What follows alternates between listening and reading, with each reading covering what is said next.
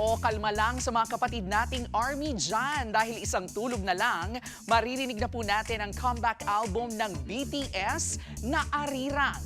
Pero for now, trivia at throwback po muna tayo. Kung dito nga po sa Pilipinas, merong bahay kubo. Sa Korea, merong Arirang. Isa po yung Korean folk song at eto, pakinggan po natin.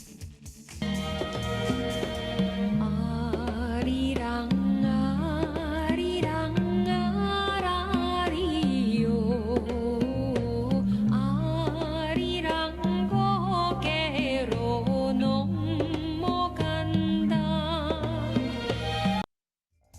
Noong 1896, unang naitala sa abroad ang Arirang at hindi po ito dahil sa sikat na singer, kundi dahil sa 7 Korean students na nag-aaral noon sa Howard University sa Amerika. Oo mga kapatid, 7 students, parang BTS na may 7 members. Na-record ang mga estudyante na kumakanta noon ng Arirang. Sa madaling sabi, sila po ang kauna-unahang nagdala ng Arirang sa global stage. At ngayon, mahigit 60 versions ang Arirang, depende po sa rehiyon.